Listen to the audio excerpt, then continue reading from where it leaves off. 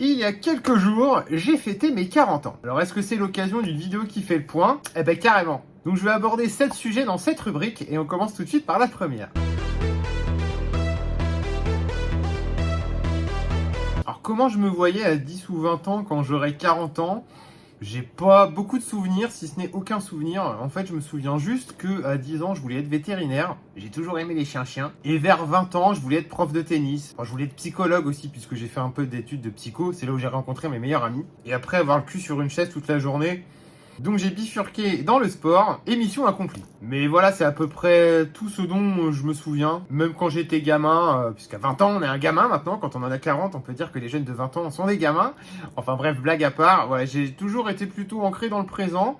Pas trop dans le passé, pas trop dans le futur, j'ai toujours un petit peu vécu l'instant présent, enfin c'est toujours un peu ce qui me revient quand je me remémore des anciennes choses. Donc je n'avais pas énormément de rêves, d'aspirations différentes. En fait, je me laissais vivre et je profitais du jour et du moment présent.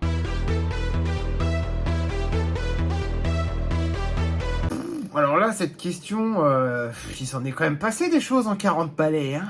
Alors déjà, ce que je peux dire, c'est que j'ai un tempérament quand même relativement positif. Et j'ai envie de vous dire que à 95% du temps, sur ces 40 premières années, j'ai été heureux. Allez, on peut arrêter la vidéo là, à bientôt.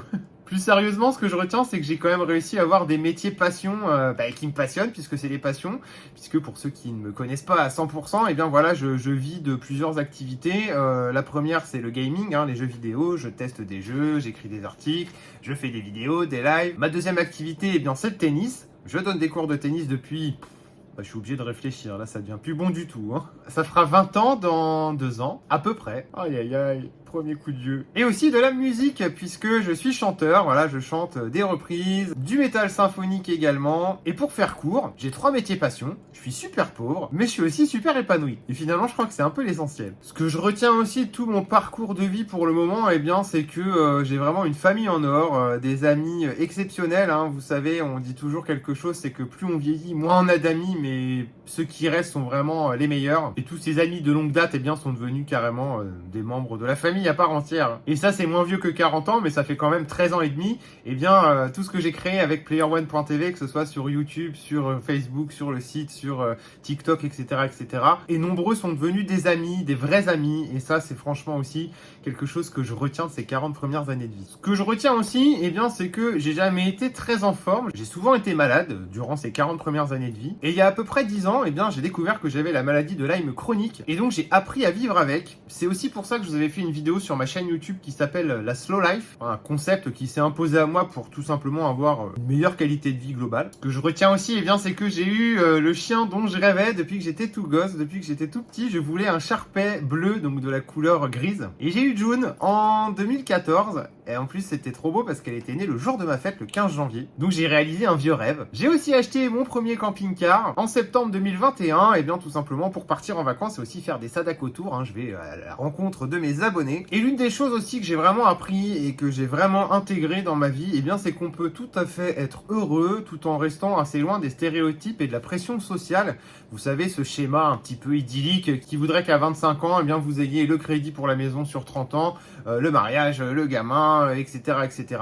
Moi, je suis toujours resté assez loin de tous ces stéréotypes. Et même si la pression sociale sur ces points-là, à un moment donné de ma vie, a été fort, eh bien, j'ai tout simplement appris à m'en foutre et à être heureux de la manière dont j'avais envie de l'être. Et ça, c'est aussi quelque chose que je retiendrai de mes 40 premières années de vie. Bon, après, pour être tout à fait honnête avec vous, il y a aussi des phases de vie, des moments, dont je ne me souviens vraiment plus. Voilà, la maladie de Lyme chronique, ronge un petit peu certains pans de la mémoire.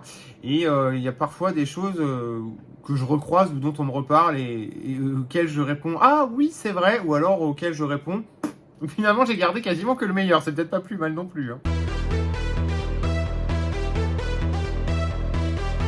Alors là, on va aborder quelque chose de nettement moins heureux, enfin nettement moins fluide en tout cas, puisque c'est vrai que dans ma vie, j'ai pas eu énormément de grosses embûches. À chaque fois, j'arrive à m'adapter, à rebondir, à voir les situations, toujours le verre à moitié plein et pas le verre à moitié vide. Mais la transition vers les 40 ans, putain, qu'est-ce qu'elle a été dure.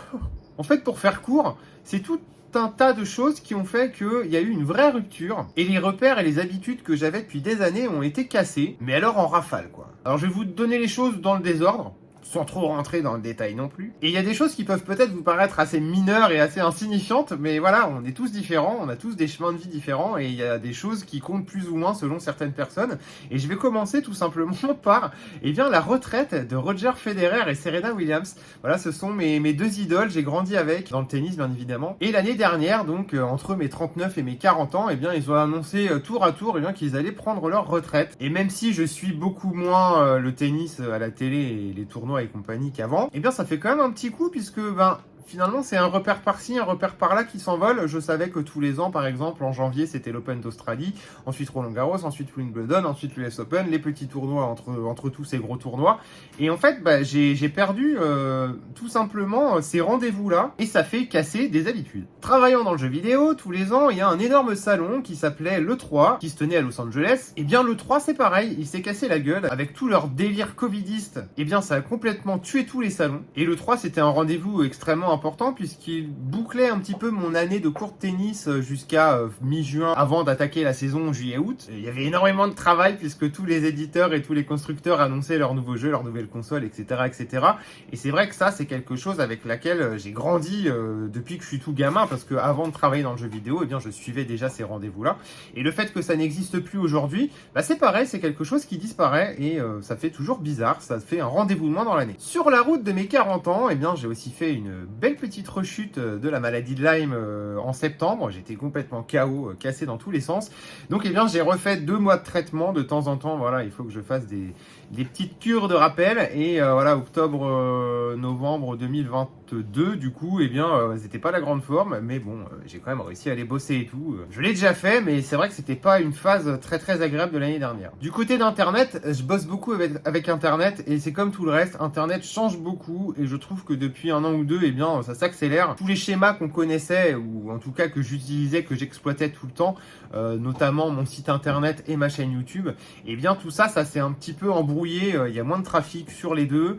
Les gens changent leurs habitudes aussi, ce qui fait qu'il faut tout le temps s'adapter. C'est aussi pour ça, eh bien, que j'ai choisi de faire une chaîne TikTok et d'être un petit peu plus actif sur TikTok que sur YouTube. Des petits ennuis de santé aussi du côté familial qui ont été relativement difficiles à gérer, mais qui aujourd'hui sont terminés. Et alors là, le clou du spectacle, le 28 avril 2023, eh bien June est décédée. Elle avait une maladie depuis 1 an et demi qui s'appelle l'insuffisance rénale, mais c'est plus une amylose. Une maladie qui se voyait pas et qui a vraiment dégénéré en très très peu de temps. Donc aucune préparation, tout est arrivé très très vite et en l'espace de 1 semaine, voilà, j'avais un chien qui allait bien et j'avais un chien qui était décédé. Donc ça a été aussi très très compliqué à gérer émotionnellement. Bon, comme vous pouvez le voir, eh bien, c'est une année de transition qui a quand même été assez troublante. J'ai déjà eu des périodes où, voilà, comme tout le monde, dans la vie de tout le monde, on a tous eh bien, nos bonheurs et nos malheurs. Mais là, ça s'est quand même plutôt bien enchaîné entre les 39 et les 40 ans. Donc c'est assez marrant entre guillemets puisque pour moi le chiffre 40, d'avoir 30, 40, 50 ans, voilà, c'est un chiffre mais c'est quand même des tranches de vie. Et là clairement, eh bien, on m'a fait comprendre, enfin on ne sait pas qui est on, mais en tout cas il fallait visiblement que je me détache de plein d'habitudes et il fallait vraiment, enfin moi en tout cas je le vis comme ça, il fallait clore un gros chapitre pour en ouvrir un nouveau tout simplement. Donc c'est pas la date qui fait vraiment mal, c'est vraiment le parcours pour arriver à la date qui a été quand même assez tortueux. Et quand je vous dis la fin d'un cycle, c'est aussi eh bien le début d'un nouveau. Salut Urbana. Et ouais. Voilà, un nouveau chapitre qui s'ouvre et qui est déjà rempli et bien de beaucoup de bonheur. Et comme je vous ai dit, toutes ces péripéties semblent se calmer, donc ouf, et on va pouvoir enfin passer à la suite, j'espère en tout cas avec moins de tracas. Bon, nouveau jour, nouvelle tenue, j'ai pas pu tout enregistrer en une seule fois. Alors la question, est-ce que c'était mieux avant? Eh ben déjà, je dois vous dire que je déteste cette expression, puisque avant c'était avant et ça ne sera plus jamais avant. Mais quand même, je trouve qu'il y a beaucoup de sujets qui deviennent assez préoccupants à mes yeux. Alors je suis pas quelqu'un qui passe sa journée devant BFM, LCI et compagnie, hein, loin de là. Mais le bon sens commence vraiment, enfin l'absence de bon sens commence vraiment à m'agacer en fait au plus haut point et sur de nombreux sujets. Alors j'ai tout noté, je vais vous lire ça un peu. Je pense notamment à voilà, la fausse écologie, à la pandémie, le wokisme qui s'installe avec la haine de l'autre qui est différent. En fait, on prône une différence, mais tout ce qui est différent à nos différences, eh bien, ça se transforme vite en haine. Les réseaux sociaux, voilà, c'est largement imbuvable. On a quand même la grosse partie qui fait mal, c'est l'inflation. Tout est trop cher, tout est très cher. Tout a explosé de prix depuis 3-4 ans. Donc ça, c'est pas le fait d'avoir 40 ans que ça change quelque chose, hein, mais c'est comme ça. Les influenceurs aussi, c'est quelque chose qui me sort littéralement par les trous de nez, voire les trous d'ailleurs. Toutes les propagandes qui se mettent en place, que ça soit sur les réseaux sociaux, sur Internet d'une manière plus générale, à la télé, à la radio, sur les pubs. Et je dirais aussi l'effondrement de l'empathie des valeurs humaines. Ça va avec la perte de bon sens. C'est-à-dire qu'on a vraiment l'impression par moment que les gens sont devenus des zombies insensibles eh bien, aux besoins et aux attentes des autres. Et alors ce qui est assez paradoxal, c'est que je trouve que, enfin personnellement moi, je vous me direz dans les commentaires si c'est pareil pour vous, mais dans les cercles fermés et proches, c'est-à-dire les amis, la famille, les communautés diverses et variées, je trouve que les liens se sont plutôt mieux soudés depuis quelques années, alors que quand on ne connaît pas les gens, eh bien je trouve qu'il n'y a plus cette volonté d'aller vers l'autre et eh bien qu'on voit un petit peu, enfin moi j'observe un petit peu, c'est comme s'il y avait plein de groupes qui ne voulaient plus du tout se mélanger. Et à notre époque, je trouve qu'on veut vraiment s'assembler avec les gens qui sont pratiquement des clones de nous-mêmes, de notre modèle de pensée, la fameuse dictature de la pensée unique. Hein.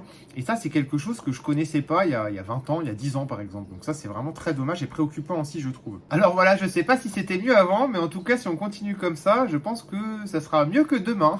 Et voilà, je commence à parler comme un vieux con.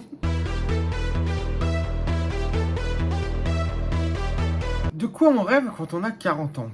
Bah, pas plus, pas moins que quand on en avait 39, 29. En tout cas, pas pour moi. Bon, je vous mens pas, hein, j'ai écrit plein de notes parce que sinon c'est assez difficile.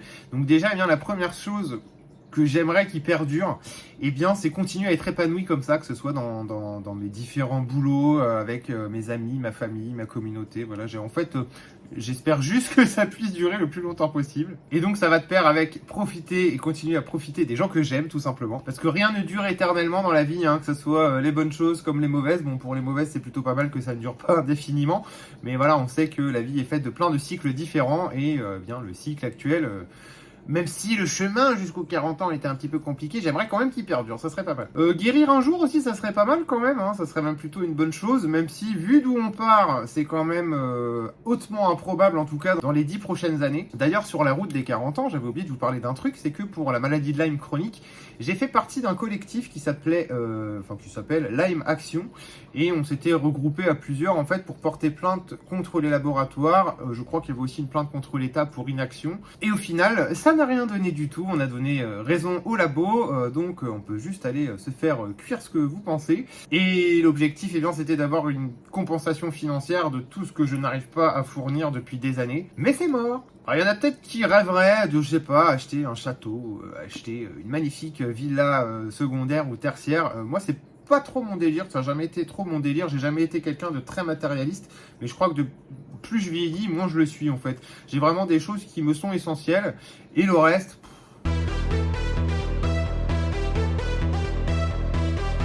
Ça, c'est une question assez rigolote parce que vous discuterez avec n'importe qui de n'importe quelle génération, on va forcément vous répondre « ma génération, c'est la meilleure ». Alors pourquoi on dit ça? Bah, vous le savez, parce que c'est nous, c'est notre vécu, et le vécu, le passé est quand même plutôt rassurant. Mais en tout cas, ma génération, celle des années 80, je trouve qu'on a eu une chance assez incroyable sur tout ce qui est high-tech et même culturel, puisqu'on a vraiment vu naître des choses et on a surtout vu évoluer beaucoup de choses. Je vous cite juste un exemple, eh bien c'est Internet. Alors avant, il y avait le Minitel, mais enfin perso, j'ai pas du tout. J'allais juste chez ma grand-mère pour voir si on était accepté sur les examens, mais sinon le Minitel, mes parents ne l'avaient pas à la maison. Et Internet, putain, cette espèce d'invention de malade mental. Et c'est vrai qu'aujourd'hui, on peut se passer de beaucoup de choses. Je sais pas vous, mais moi en tout cas, la vie sans Internet, c'est même assez incroyable de savoir comment on a fait pour vivre sans. Alors ok, ça n'existait pas, on se posait pas la question, mais je trouve que c'est quand même quelque chose qui est assez énorme. Bien, moi par exemple, ça m'a donné du boulot aussi. Donc, mais même au-delà de ça, on a tout de suite le réflexe, pim, on cherche un truc, on sort le smartphone, on cherche sur Internet. Ça, c'est quand même l'évolution majeure de mes 20 premières années. Les jeux vidéo aussi, hein, en 1983, il n'y avait pas grand-chose. Bon, j'ai pas joué depuis ma naissance, mais j'ai commencé vers 5-6 ans. Pas besoin d'en dire plus quand vous voyez le premier Super Mario Bros. Et que vous voyez le dernier Super Blockbuster qui a coûté plus de 100 millions de dollars à produire. C'est énorme en fait d'avoir pu vivre ça sur une évolution à la fois lente et pas lente, hein, puisque on va dire qu'en 30 ans on a vraiment fait un bond de géant. Et ça, je suis vraiment très heureux de l'avoir vécu et de l'avoir vu évoluer graduellement. Il y a juste un truc qui me plaît pas, mais ça va avec notre époque, et bien c'est que tout le monde rachète tout le monde. C'est priorité aux gros groupes. Et ça, bon, bah, si jamais un jour les choses se gâtent, ça va pas faire une faillite, mais enfin, ça va faire une grosse faillite et ils vont tous se casser la gueule en même temps. Donc ça, j'aime pas trop ça, cette époque où tous les constructeurs et tous les gros groupes rachètent un peu tout le monde. Un pays sous monopole, c'est un peu un pays sous dictature, quoi. Je vous en ai parlé, mais voilà, le smartphone, c'est pareil. Aujourd'hui, tout le monde a un smartphone dans sa poche, ou presque. Et ça, c'est pareil, je suis assez content de l'avoir vu. Même s'il y a quand même voilà, des moments où on se dit, bon, on était bien plus content avant, on était moins harcelé par toutes ces notifications et compagnie, mais bon, ça fait partie de notre époque. Et pareil, je trouve ça cool d'avoir vu les débuts, les balbutiements du téléphone portable. Alors là, c'est pareil, côté culture, j'étais obligé de noter parce que je veux pas tout sortir comme ça. Génération Club Dorothée, bien évidemment, Beverly Hills, Heartlake Cœur à Vif, Scream, American Pie, côté musique, Offspring, Korn, Marilyn Manson, Evanescence, Nightwish. Une culture des années 80-90 qui est très très riche. Et là, c'est pareil, alors c'est peut-être le fait d'avancer dans les années qui va me faire dire ça, mais je trouve quand même que depuis, on va dire, pas 20 ans, mais depuis 10-15 bonnes années, on perd un petit peu cette capacité créatrice et tout ce qui est un peu inédit côté musique. Personnellement, je m'y retrouve plus des masses.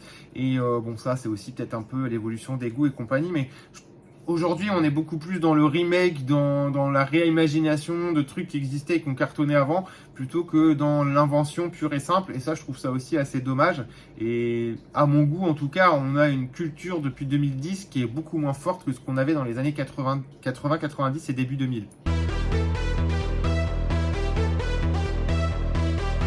Alors 40 ans et après, eh bien on verra bien. Alors à court terme, eh bien je souhaite toujours la conserver bien ce qui me plaît, c'est-à-dire le gaming, la musique, le chant, l'album qui est toujours en cours de conception. D'ailleurs juste après cette vidéo, je vais répéter un petit peu. Ça a pris beaucoup plus de temps que prévu, mais il fallait tout revoir en fait parce que ça n'allait pas tant que ça. Et voilà une aventure musicale qui est franchement géniale, hein. La création, c'est quand même plus fort que tout, je sais pas, mais c'est quelque chose de très particulier et de très passionnant. Le retour des Sadako Tour très bientôt, hein, puisque, eh bien, voilà, avec ma Junette qui était en très mauvaise santé, j'ai pas pu en faire du tout en avril. Après, elle est partie, donc ça n'allait pas du tout. Là, j'ai eu Urbana qui est toute petite, donc elle est sage, donc je pense que je vais pouvoir en refaire dans quelques temps. Mais bon, là, on arrive à l'été. Je pense que je vais plutôt me faire des vacances que des Sadako Tour.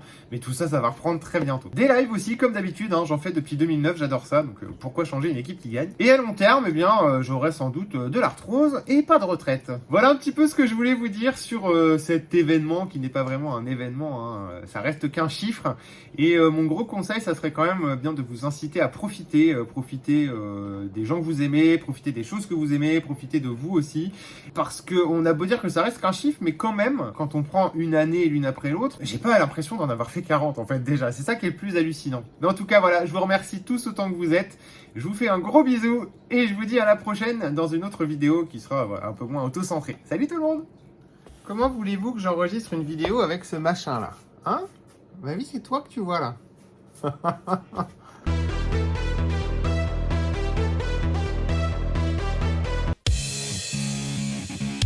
Bonjour à toutes et à tous, bienvenue dans le dernier JT de l'année 2012. Au menu de cette édition qui sent déjà bon l'année 2013, il y aura de la PlayStation 2, GTA V, Tomb Raider, Black Ops Declassified sur PlayStation Vita et le PlayStation Plus, c'est parti.